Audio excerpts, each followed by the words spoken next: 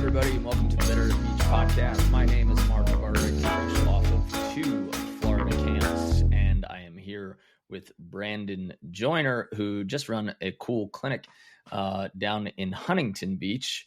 And today we are going to talk about what you should be doing in the off season. So we're in November now. Most tournaments are done. And what are the biggest bang for your buck activities or things that you should be thinking about going into the winter, going into the off season, and how to prepare so that you can hit the ground running next season. So that's what we're going to be talking about. But just a few quick announcements. This weekend, November 9th, on Sunday, I'm going to be running 3 hours of classes in Hermosa, followed by a 3-hour how to work out for volleyball in-person seminar, where I'll be giving nutrition tips, workout tips, giving everybody workout plans so that they know exactly how many reps, how many sets every week and every month they should be getting in. And we're going to be doing a lot of vertical jump testing as well as testing for mechanics. So there's only 10 spots there. So if this one comes out in time, go ahead to betteratbeach.com/Hermosa and you will find the sign up there. On October 26th in Santa Monica, we have a men's B clinic. So if you are around the Santa Monica area, October 26th, we have a 3-hour intensive for men's level B players. And then our camp schedule, Punta Cana is coming up November 29th to December 6th. That's an all-inclusive camp. November 7th in Virginia Beach with Brandon. He's going to be out there. November 14th in Dallas. December 12th in Houston. December 19th, we've got a 10-person women's intermediate camp at my volleyball Airbnb in St. Pete. And whether or not you're going to that camp, if you want a volleyball vacation where you get to have an Airbnb with 11 spots and you've got a volleyball crew, or you're there for tournaments, or you're there for watching your daughter getting her recruited to a college, which you've had a couple guests, please reach out to me at Mark Burik on Instagram. You get your own pool and hot tub and a private volleyball court with your Airbnb. January 23rd, we'll be in Loveland, Ohio. February 6th, we will be at the Phil Dowhauser Academy in Orlando. February 13th in Salt Lake City, and May 29th in Long Island, New York. That's always our biggest camp, the Long Beach camp, where we partner up with East End Volleyball, who is coming into its 50th year. Yeah, I was talking about them this past weekend. For some reason, Mary and Rich came up, and I was just like, man, I need to get back there for this year, because last year I think we ran the San Diego camp the same week, Mm-hmm. and Long Beach that was the first time I'd been there, and like seeing how much volleyball was around that area, the amount of leagues and nets they had set up, and then Long Beach is awesome. Long Beach, New York is the best. Such a cool little beach town. Like, it's kind of funny. I have like 2 favorite beaches. Like, I love Virginia Beach and I love the Outer Banks. And I feel like that's like a perfect mesh of both of them. Yeah. Such a cool spot. So happy we're going back. Yeah. So we got a full pack schedule, and this has been our first year of really piling on the 3-day camps. And people are loving them. I just did some stats in the back, and we've got a 40% returner rate. And the crazy thing is, like, we keep trying to bring beach volleyball coaching to cities where like they might not be able to find it, especially for adults. We always invite juniors. Somehow we just haven't tapped that market. We haven't gone after it aggressively, but we always end up with somewhere between like 2 and 10 juniors at our bigger camps.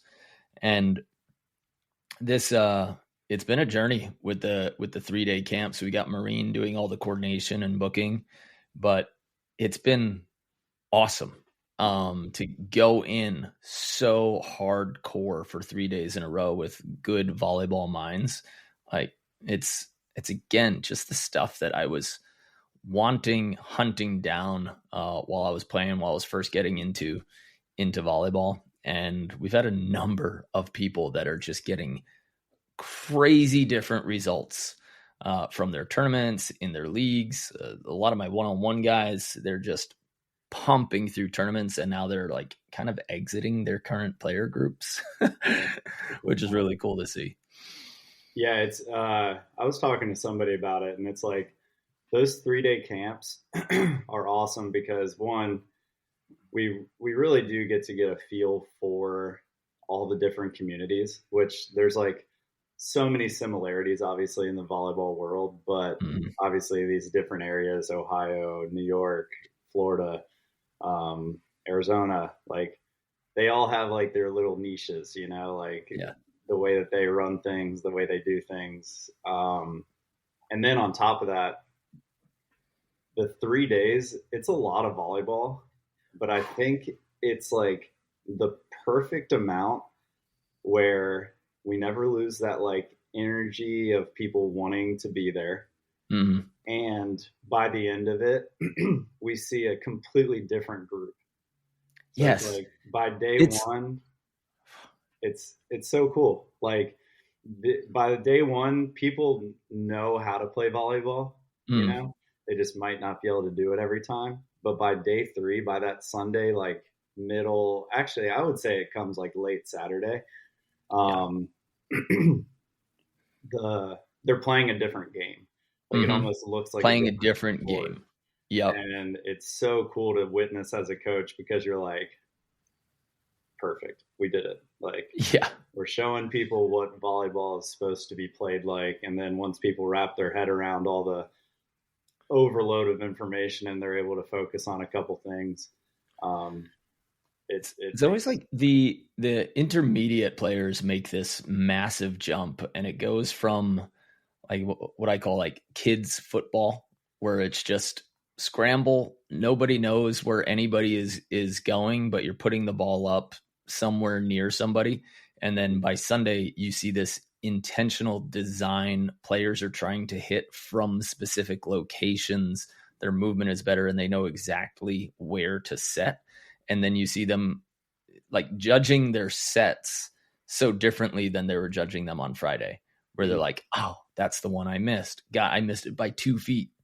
You know, you get that hyper accuracy in offensive design, and all the light bulbs that happen in our defensive sessions is just, it's fun to look at the eyes and see them go like, oh, yeah, no, it's cool. Yeah. And it's for everybody, right? Like, you just mentioned the intermediates, but like, it's kind of cool because beginners, you're learning all the right technique. You're starting off on the right foot. It's a great growth pattern for you because you're a blank slate, which we love.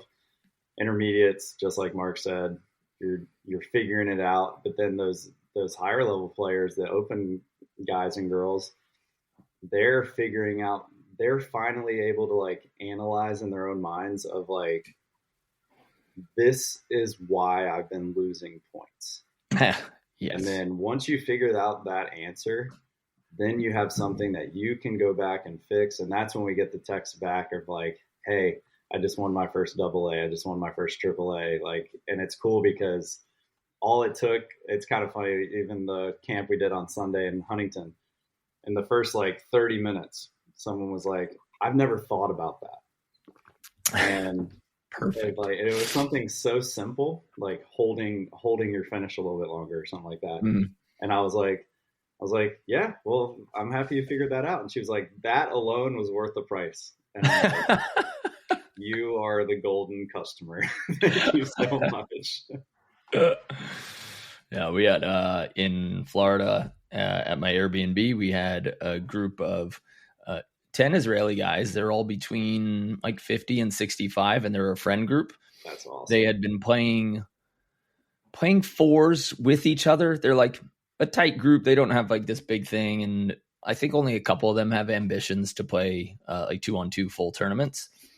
And then they're like, well, 4-on-4, it gets too messy. So we're starting to play 3-on-3. And I go, hey guys, this is your private camp. Like, this is your group of friends. You booked the Airbnb, you booked me, however you want to run this. And then they kept leaning on me for recommendations. And I said, even if we're playing 6-on-6, a 2-on-2 3-day camp or a practice will get you so much farther than any other style of practice. So I go, my recommendation is partner drills. And then at the end, when we get into competitive drills, if you want me to design a 3-on-3 or 4-on-4, we can do that. But we'll make that decision when it comes. And then every time they're like, no, we'll play twos. We'll play twos. Like, it's better for us. It's better for us. It was such that group of buddies was so fun. Yeah. I could see they us like doing something like that. Ripped on each other. They yelled at each other. And I was like, are these guys, do I have to step in here? Like, I don't think so, because they're buddies and they're always like kind of giggling afterwards. And the way they argue with each other was hysterical.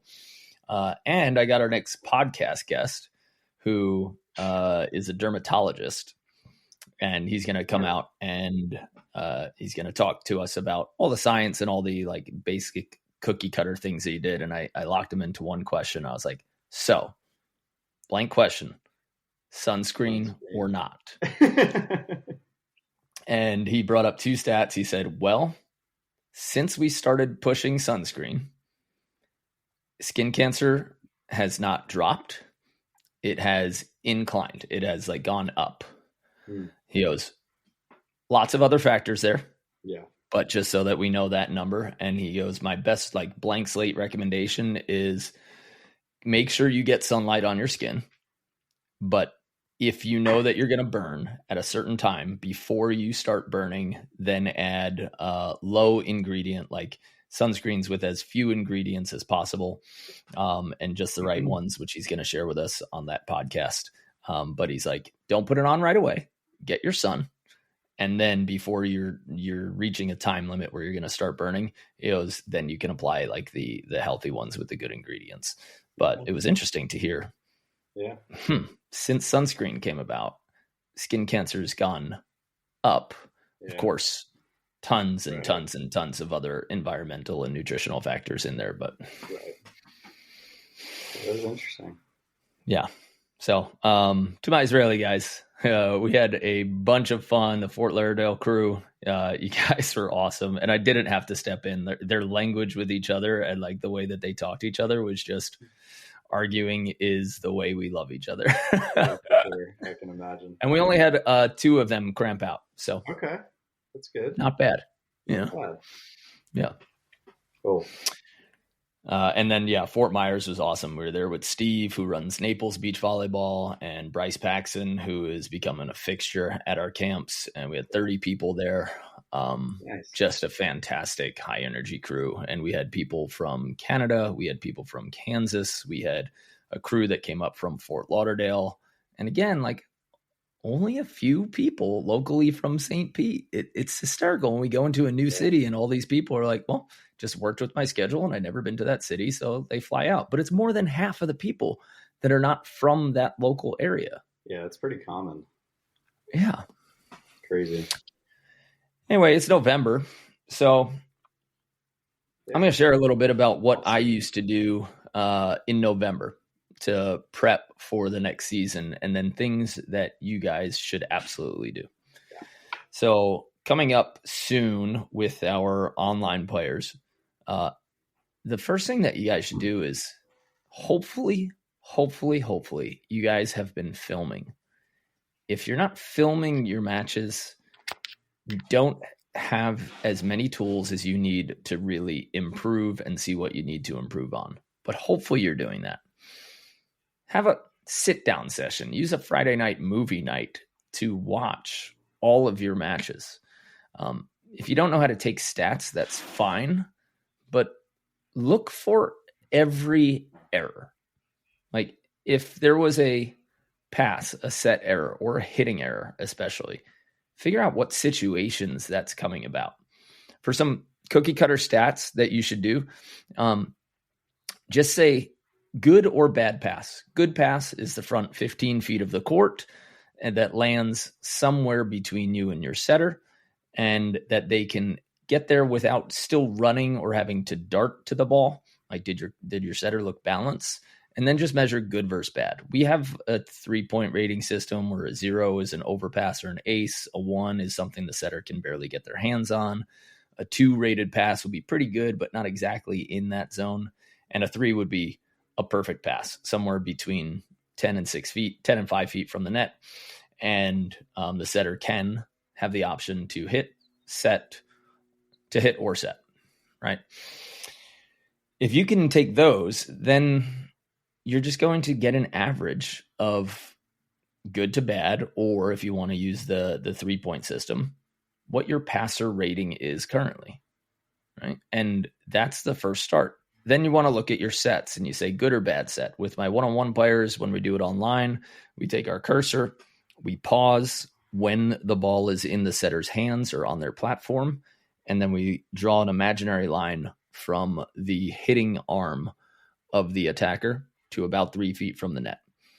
And if that set doesn't fall on or around where we put the cursor, we're going to call it a bad set.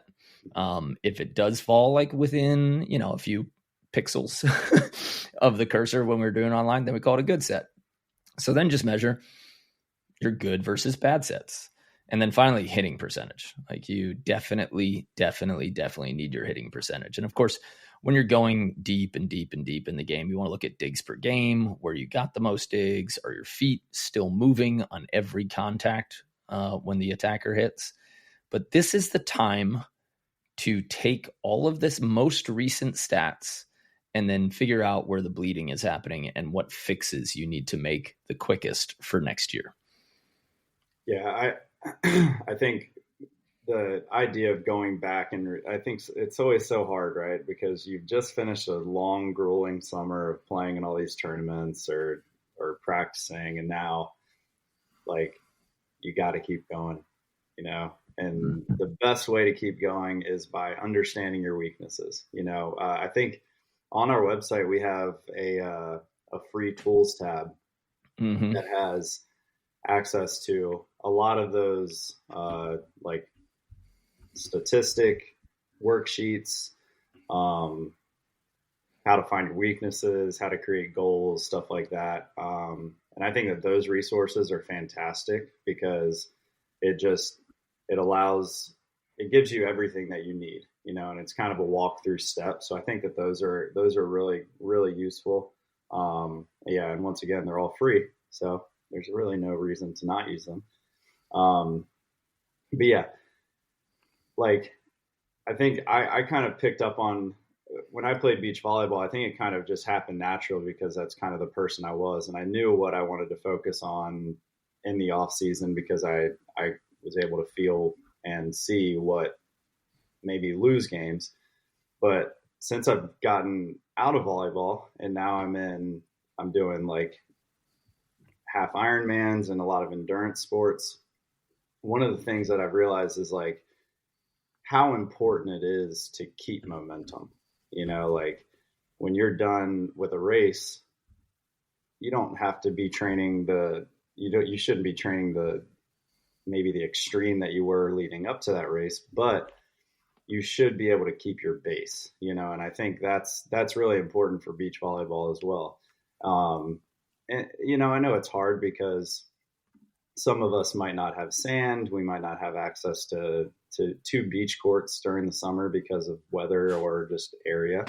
But if you have an indoor facility near you, or if you just have like indoor volleyball, I think switching and playing that different sport, so this is kind of a big thing that's happened almost on all of our Instagram videos or something that deals with setting, deals with attacking, deals with something.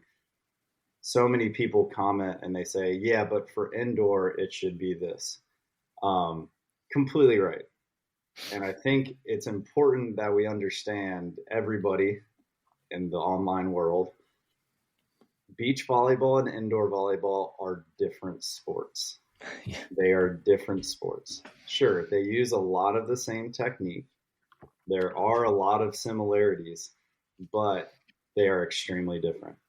Mm-hmm. And it's kind of funny because I was like getting ready to comment on one of the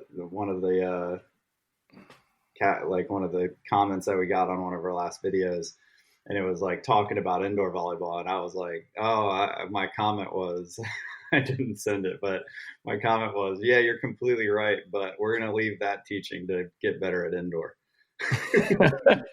It was like, all right, Brandon, no, that's a little sassy. Don't do it.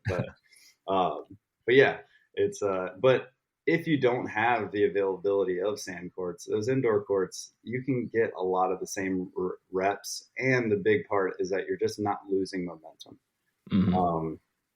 There were a couple of times when I was in Virginia Beach that, like, I would go hard on the off season, meaning like, oh, season's done, I'm done. And I would let myself kind of just veg out Oh, for a you mean month, you went month and soft a in half. the off No, I went season. soft. Yeah, I went real You went soft. into full off Um, season mode. yeah, but then it was always so hard because then January rolled around and I was like, oh my gosh, now this uphill battle that I have to climb to get in shape and find my touch again. Like Mm-hmm. I'm doing the same thing every single year instead of growing. And then when I moved out to California, obviously I found that consistency, which came with the location that I moved to. But yeah, I wish I had played a little bit more indoor during those years in the off season because it would have helped me maintain a little bit. Yeah. Yeah. I always liked the switch between the two sports. Like Right. early on I was fired up to go overseas and Mm-hmm. play, and I was getting my jumps in, I was getting my training in, arm was getting stronger and hitting harder. And so that's round the year volleyball development. And I was able to make that switch really easily. Like once I was on sand, I'm like, okay, now I'm a sand setter. Once I was on indoor, okay, now I have to set like an indoor player, and there were a couple of small moments in an indoor game where I brought out my beach hands and the entire other team like grumbled, but the Right. refs didn't call it. It didn't it didn't do what all these coaches say that it like affected it negatively. I had the opportunity to train my sport year round. It was just Mm-hmm. on different surfaces and with slightly different skills, Yeah. but all of them did it. So if you're playing beach and there is no beach opportunity near you, like a facility or anything, get in a church basement and play some 4-on-4 Mm-hmm. and get the pass, set, and approach touches. Like the development that you can get through consistency is insane. Mm-hmm. But I always enjoyed that switch. And then it did, even though you're playing the different sports, some of my beach skills would leave during the indoor season. And that was actually why one of the reasons why I ended up quitting indoor full time was because my high lines are automatic by August. And then when I got out back onto the beach for like the first week, I just couldn't hit this little square box that I drew and that I was like 9 out of 10 the year before. And I was just like, I don't ever want to be this bad at beach volleyball again. Mm-hmm. I think I'm done with indoor. Right. Yeah. But I mean, and like it's always easy to go back, but I think like if you had been able to like really wrap your head around that while you were Mm, playing indoor, I could have very well seen you at the gym 20 minutes early, just standing on the ground, hitting high lines, even with yep. an indoor ball, like there are, and like when we go back to setting, even though there are those differences between indoor setting and beach setting, um, they are real. Like Yep. you can't hide behind this idea of like one's right and one's wrong. No, they're both right. They are Mhm. very well defined things. And being able to do both of them is super important just for the sake of your body control. Like if you're telling me that you can't indoor set versus beach set or beach set versus indoor set, all that tells me is that like, okay, there's a lack of motor skills going on or a lack of recognition of understanding of what these two feelings feel like Yeah. because like there are different type like I don't know the right analogy of it, but it's like maybe somebody shooting a jump shot and somebody doing a layup, like Mm. they're both right. You can do both of them at the same time. They're going to be harder, right? If you're doing a layup from the free throw line, sure, that's going to be a trickier shot than one right underneath, but they're different movements. Yeah. And just understanding that and kind of going through it is pretty important. Kind of moving on. One of the things that I know for me was really important, and I struggled with pretty common, that I wish I would have acknowledged more, was my strength and my endurance.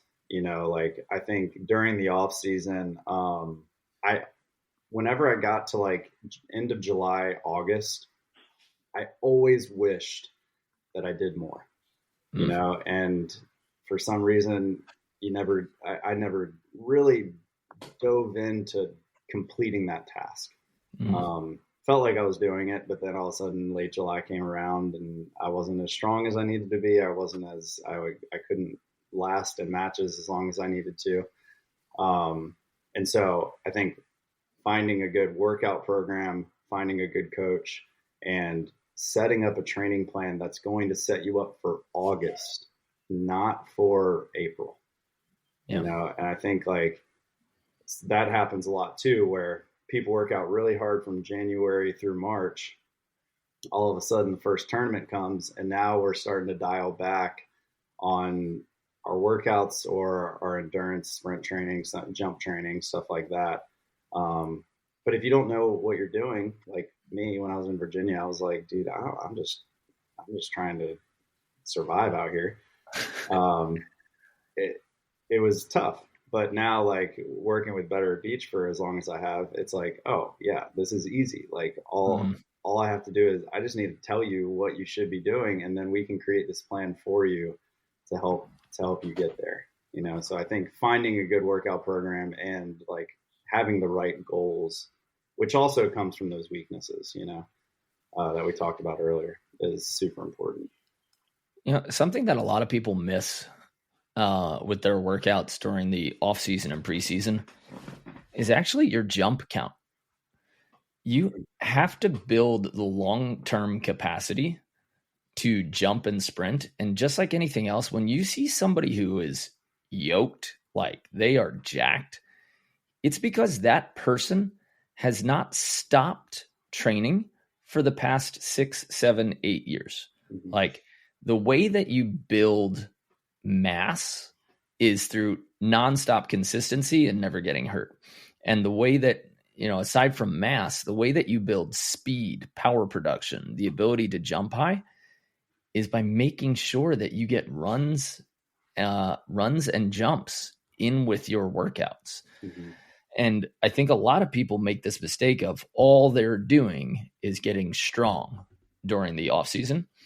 So they'll like lift weights and they'll think that they're doing it. But then if you haven't taught your nervous system to max jump and explode at your max capacity, you've got to upgrade that. And that was the advantage that I had from indoor, was that my jump count stayed high throughout the off season. And I mean, at the very least, get 100 jumps per week. Like, go jump and touch something, jump and spike a ball, go to an indoor squash court and take a jump spike serve and hammer it against the wall. But when you're weight training, there are definitely good workouts that you should do, good exercises that you should choose. But I was telling somebody in the Florida Airbnb group, I was just like, because he was a big CrossFit guy and he was just kind of learning the jump technique of the step close. I go, you do a lot of CrossFit, right? He goes, yeah. I go, all right. So it's a lot of box jumps. He goes, yeah, we do it all the time. I go, anytime I do a box jump, I turn it into an approach. So all you need is the left, right, left, or at the very least, like the right, left step close with the double arm lift. And then when you're doing those box jumps, don't just step down and jump up, turn it into your approach so that you can keep dialing in your body's neural pathways to make that easier going forward.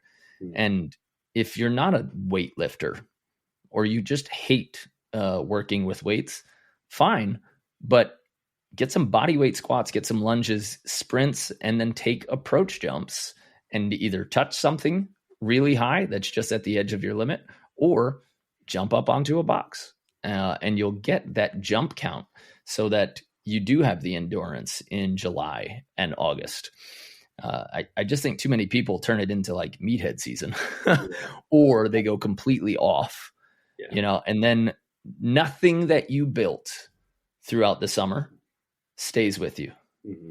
Like your body has a little bit of long-term memory where you will get back into shape faster than you did the first year. And then if you take off again, you'll get back slightly faster than you would like the second year. And then of course, age comes into play where, building back up to that can take forever, but keep jumping. Find a way to jump, take approach jumps, do swing blocks against your garage. That is so important to keep your sprint and jump during the off season. So I have two questions for you. So that the jump count that you were talking about, where try to get a minimum of 100 jumps a week. Mm-hmm. Would you suggest, and obviously this is like the bare minimum of workout training, but would you suggest that if I did 100 jumps a week in December, in January, should that number go up or should I stay at that 100? Like, should those increase over time or just find different ways to do it? Or, well, as a baseline, having 100 is just like the minimum that you should do. So if you jumped 15 times per day, you warmed up and you got at least some hops, some jumps in, that's going to increase. As you get into like preseason, you just got to know that what's your goal for each part of the season. Is your goal to continue to increase your vertical, continue to increase your workout capacity, and then you design your workouts for that. If it's to become a better passer and a setter, then we all have a certain time allotment. So you need to understand, okay, I'm going to do it quicker in the gym. I'm going to get a few squats, a couple RDLs, maybe some shoulder work. Well, definitely some shoulder work. And then I'm going to get out onto the court. So to continue to increase your jump capacity, there is a limit that you can get to where it's going to start exhausting you. And then you'll have declining effects.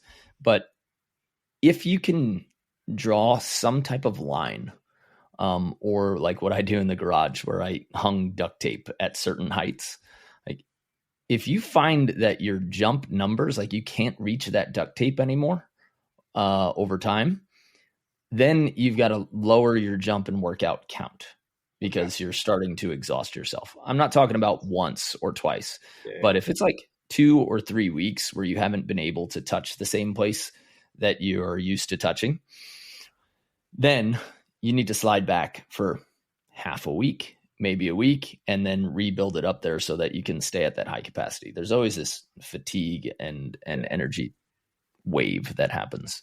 I feel like that would be a cool little 21-day challenge, like our Mobile October, like a 21-day vertical increase that we could run. I think that would be kind of fun. Just like that has everything between like jump ropes, skip bounds, agility feet, just like all the stuff that we used to do in our, I think you still do it, but that we used to do in our like preseason training. That would be pretty fun.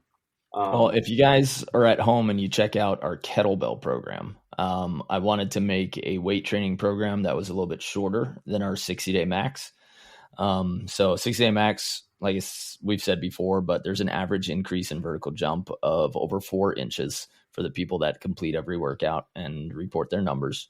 And then for a 21-day agility, conditioning, and a little bit of weight training, that's where I designed the 3 levels of the kettlebell program. And it is a build up into your conditioning and sprints. So like week 1, I go, hey, we're going to do 100-yard sprints, but you're doing it at absolutely 50%. Like you're not going hard. You need to teach your body. If you go into a sprint cold and you've you haven't done it for years or months, something's going to pop. Like, you got to chill. So that's why I built that kettlebell program, which I'm a big fan of. And I use a lot of the workouts on a very regular basis. And just even if you did the conditioning portion of that and not the weight training, that's a good series. So if you're looking for a flat out workout program, number one, if you're coming back from injury or just getting back into it, go for the mobility program, the Mobility and Strength Foundations. If you are ready to kick it into high gear for 2 months and you want to see your biggest vertical leap increase, that includes all the weight training exercises and the conditioning and a heavy mobility and injury prevention program. And if you're just trying to feel it out and you want to get faster and more agile and more explosive in a short amount of time, then I would start with Kettlebell 1, which you guys can find at betterbeach.com/workout. Nice. And we're doing in January, we're doing a combined 60-day workout, correct? Actually, we're doing 2. So we have a cohort that's going to start November 10th. Oh, nice. And we're going to push those guys all the way through the end of January. And then we're starting a second group in January. So there's going to be 2 live groups that I'm going to meet with you. I'm going to doctor your workouts. We're going to do the program together. And we're going to have live meetings every week. So if you want to get in shape this off season, we're doing 2 rounds.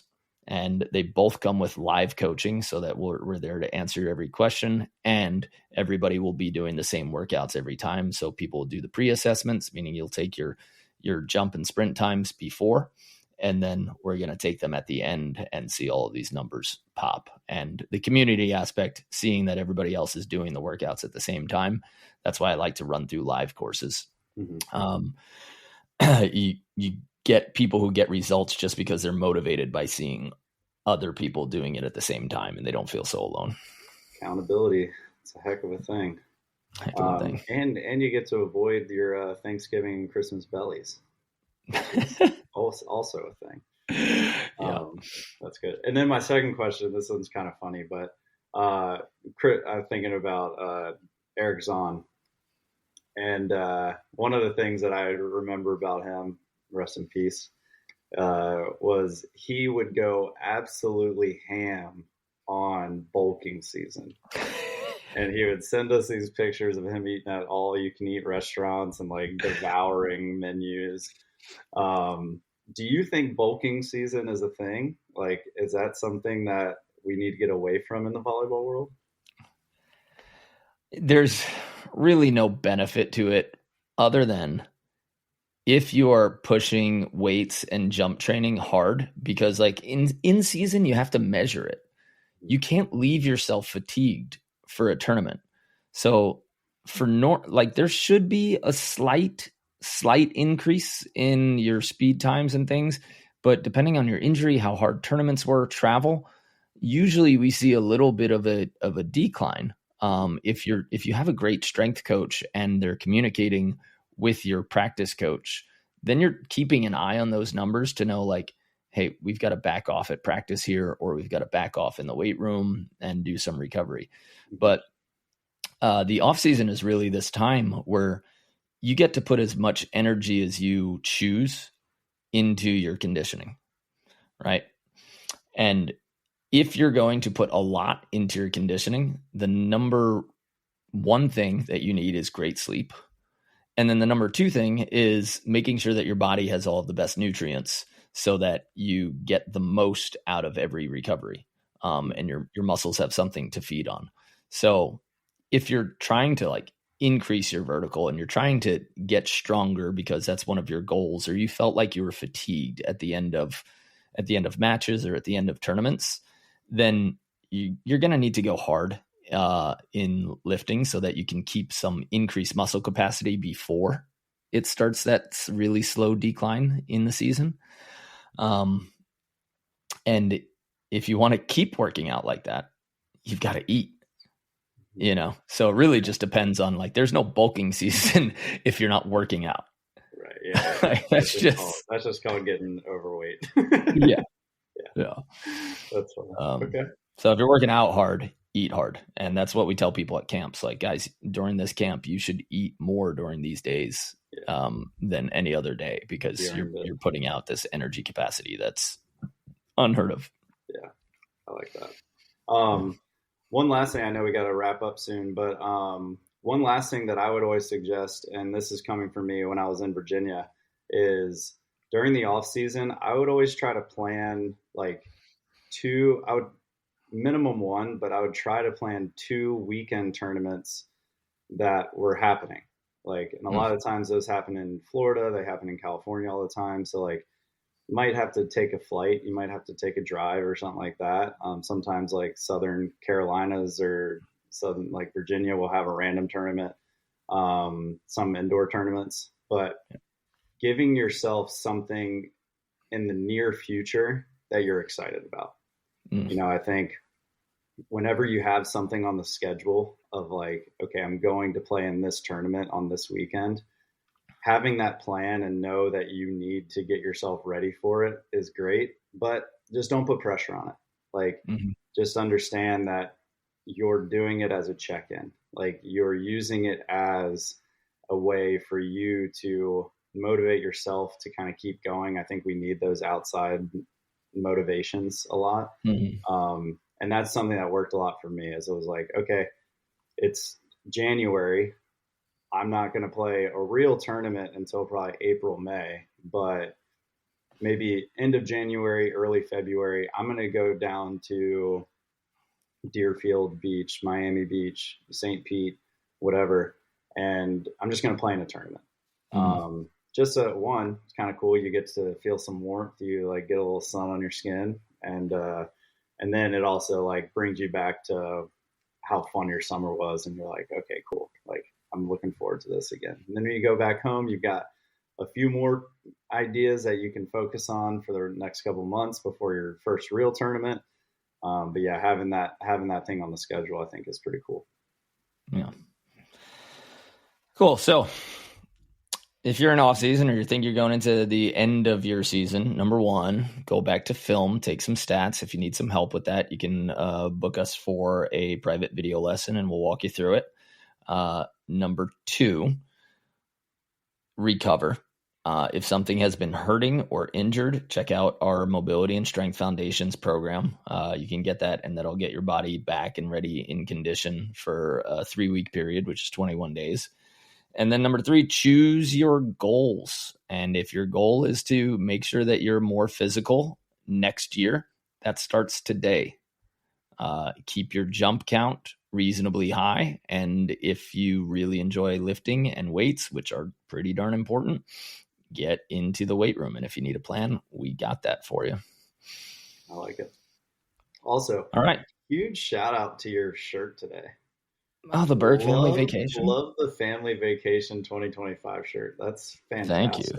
I'm actually with the OAR quote on the bottom. When I see your face, I remember I own. I feel home. Wow, there you go. Yeah. Man, I'm a little bummed. Do you have any extra? Mackenzie might be growing out of hers soon. Okay, cool. I can make it into a halter top. Yeah. Perfect. All right. Cool. Guys, thanks for listening. And I really appreciate the messages that you guys send when you do listen, and hearing from some of the friends that I didn't know listened to our podcast, and then some of the other ones. So if you enjoyed this, please go ahead and share it with somebody else. And if you haven't, shoot us a review and subscribe to us on wherever you listen to podcasts. It goes a long way. And if you want to join this next round of our live Vertical Max group, that is going to start November 10th. So get on our email list, check the emails. We're also going to be posting it all over Instagram and YouTube, so that you can see some massive improvements this offseason. That's it from me, from Brandon, from everybody at Better at Beach. We will see you on the sand.